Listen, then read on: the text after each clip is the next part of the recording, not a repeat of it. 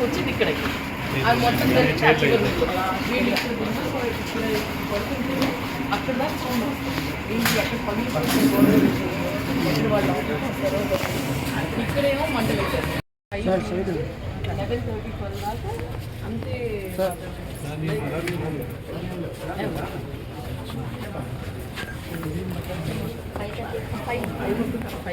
నేను వచ్చేది 4:45 press meet టైంకి అలా కూర్చొని ఒక 10 నిమిషాలు కూర్చుని ఉన్నారు. 5 o'clockకి స్టార్టింగ్.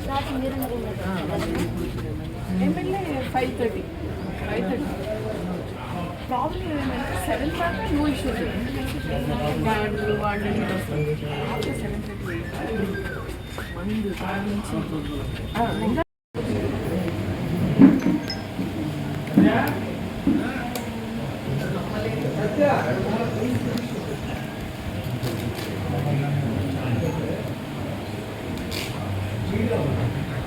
షేకు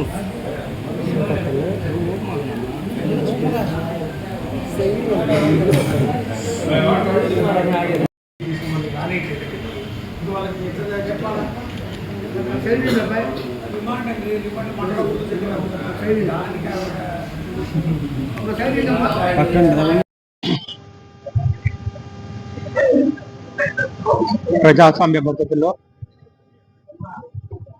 వైఎస్ఆర్ కాంగ్రెస్ పార్టీ పిలుపు మేరకు అంబటి రాంబాబన్న పార్టీ కార్యక్రమం ముగించుకొని ఇంటికి వస్తుండగా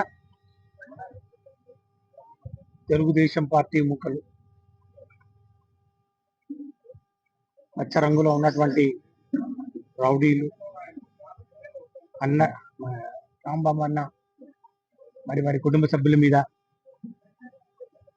దాడి చేసి వీరంగం సృష్టించి ఇంటిని తగలబెట్టి రాంబాబన్న మీద హత్యా ప్రయత్నం చేసిన సంఘటనను తీవ్రంగా ఖండిస్తా ఉన్నాం. ప్రజాస్వామ్యవాదులు ఎవరు కూడా హర్షించరు. ఈ తెలుగుదేశం పార్టీ కూటమి ప్రభుత్వం ఆ ప్రభుత్వం చేస్తున్నటువంటి అరాచకాలు, అటవిక పాలన మీద, హింస రాజకీయాల మీద గళమెత్తిన ఎవరినైనా సరే మేము వదిలిపెట్టాం. వాళ్ళని వెంటాడి వేటాడి ఎంత దూరమైనా వెళ్తాం అనే దానికి నిదర్శనం రాంబాబన్న మీద అక్రమ కేసులు బనాయించి వారిని జైలుకు పంపడం. ఈరోజు కోర్టులు కూడా ఇది అక్రమం, ఇది ఏ చట్టం ప్రకారం మీరు చేస్తా ఉన్నారు, ఆయన చేసిన తప్పేంటి అని చెప్పి ప్రశ్నించి ఆయనకు బెయిల్ ఇస్తా ఉంటే బెయిల్ ఇచ్చిన కొద్దీ మళ్ళీ కొత్త కేసులు వేస్తా ఉన్నారు.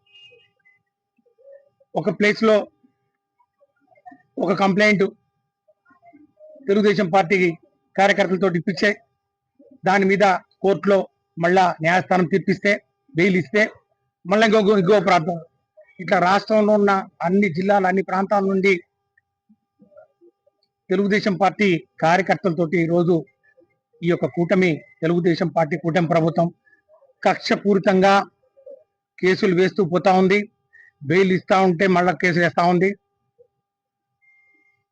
ఈ విధంగా చేయడం వలన రాంబాబన్న ఆత్మస్థైర్యాన్ని దెబ్బతీయాలి, అదేవిధంగా వైఎస్ఆర్ కాంగ్రెస్ పార్టీ కార్యకర్తల్ని హింసించి భయభ్రాంతులకు గురి చేసి ప్రభుత్వం మీద గళమెత్తిన ప్రతి ఒక్కరిని కూడా ఈ విధంగా చేస్తాం అని చెప్పి కక్ష సాధింపు చర్యలకు పాల్పడే ప్రయత్నం చేస్తే ఈరోజు మేము ఒకటే చెప్తా ఉన్నాం, ఎవరు కూడా రాంబాబన్న చూపించినటువంటి బాటలోనే మేము పోతాం తప్ప భయపడేది లేదు అని చెప్పి కూడా సందర్భంగా నేను మనవి చేస్తా ఉన్నాను. ఖైదీ అని చెప్పి ఎవరు కూడా ఆయనతో మాట్లాడకూడదని చెప్పి కోర్టు ఆవరణంలో మరి ఆయన తీసుకొచ్చి బెయిల్ ఇచ్చి ఆయన బయటకు వస్తారని చెప్పి ఎంతో ఆశతోటి వేలాది మందిగా రాంబాబన్న అభిమానులు, వైఎస్ఆర్ కాంగ్రెస్ పార్టీ శ్రేణులు అందరు ఎదురు చూస్తూ ఉంటే వారితో మాట్లాడనీయకుండా ఆయన్ను ఆ వ్యాన్లో కూర్చోపెట్టి తీసుకుపోతా ఉంటే అధైర్యపడవద్దు, మనం పోరాటం చేద్దాం అని చెప్పి సంజ్ఞలతోటి, ఎందుకంటే మాట్లాడే అవకాశం లేదు కాబట్టి చూపిస్తా ఉంటే దానికి హోంమంత్రి గారు ఒక మహిళ అయి ఉండి, ఒక దళిత మహిళ అయి ఉండి, రాంబాబన్న లాంటి నాయకుడు ఇక మూగబోయినటువంటి దళితుల యొక్క గొంతుకైనటువంటి రాంబాబన్న మీద వ్యంగ్యాస్త్రాలు మాట్లాడుతూ వెళుతూ అసెంబ్లీలో ఆయన గురించి విమర్శించడం చాలా బాధాకరం. దాన్ని తీవ్రంగా ఖండిస్తా ఉన్నాం. వారు చేసిన కార్యక్రమాలు ఒకసారి హోమ్ మినిస్టర్ గారు కలుసుకుంటే ఈ విధంగా వారు మాట్లాడరు. ఒక సామెత గుర్తొస్తా ఉంది, గురువింద సామెత.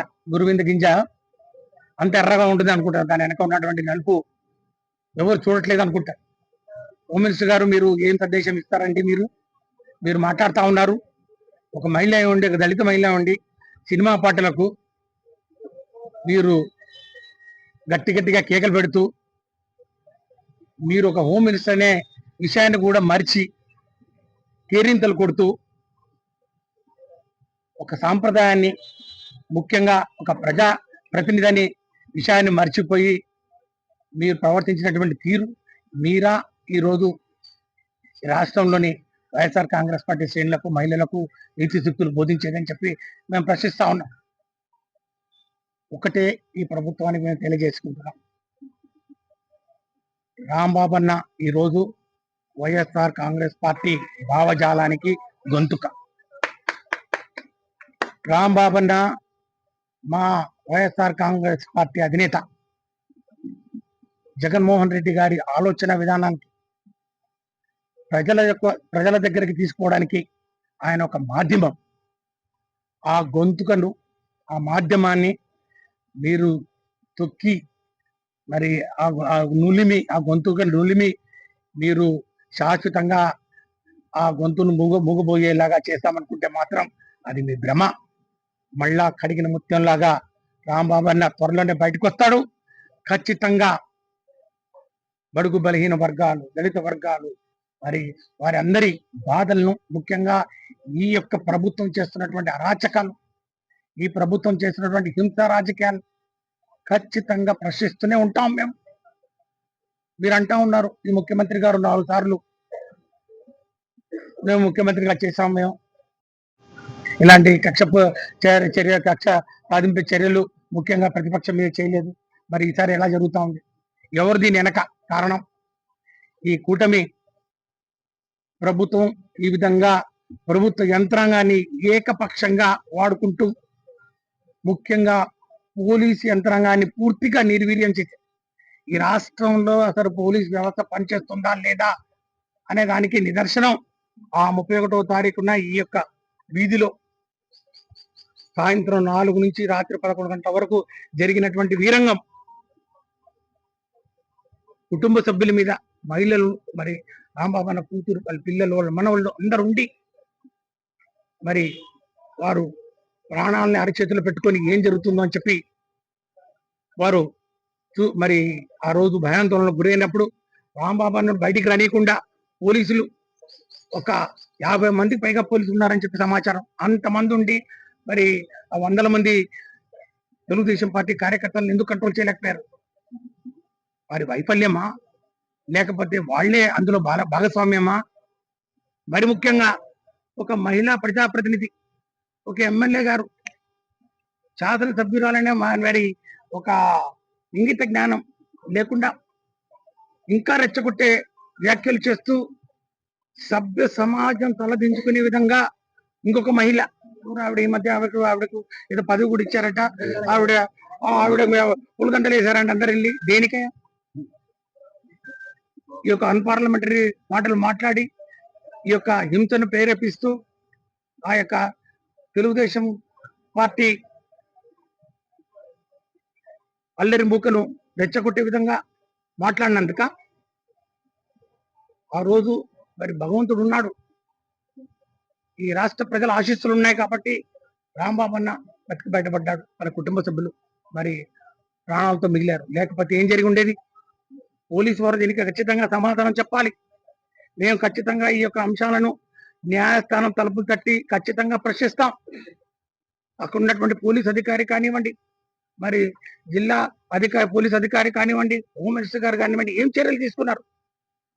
వారినేమో స్టేషన్ బెయిల్ ఇచ్చేసి తప్పులు చేసిన వాళ్ళని ఇళ్లను కాల్చేసినటువంటి వాళ్ళని, రాళ్లు రుమిన వాళ్ళని, ఇళ్లను తగలబెట్టిన వాళ్ళకి స్టేషన్ బెయిల్ ఇచ్చేసి పంపిస్తారు. ఏదో పొరపాటున చాలా చక్కగా ఇంత సుదీర్ఘమైనటువంటి రాజకీయ అనుభవం అన్నటువంటి నాయకుడు రాంబాబన్న 40 సంవత్సరాల పైచిలకు తన రాజకీయ ప్రస్థానంలో ఎప్పుడు కూడా ఇలాంటి దుర్ఘటన కానీ, ఆయనకి ఇలాంటి విషయం కానీ ఎప్పుడు కూడా ఎదురుపడలేదు, తారసపడలేదు. ఆ రోజు మాట దొర్లినాననే విషయాన్ని ఆయన సభాముఖంగా చెప్పినా కూడా తెలుగుదేశం పార్టీ కార్యకర్తలు కానివ్వండి, నాయకులు కానివ్వండి, ప్రజాప్రతినిధులు కానివ్వండి, అవకాశం దొరికింది కదా అని చెప్పి 40 సంవత్సరాల సుదీర్ఘ అనుభవం ఉన్నటువంటి మా యొక్క సీనియర్ నాయకుడిని వారు ట్రీట్ చేసినటువంటి విధానం ప్రజాస్వామ్యవాదులు ఎవరు కూడా ఆశించరని చెప్పి కూడా మేము మనవి చేసుకుంటూ ఖచ్చితంగా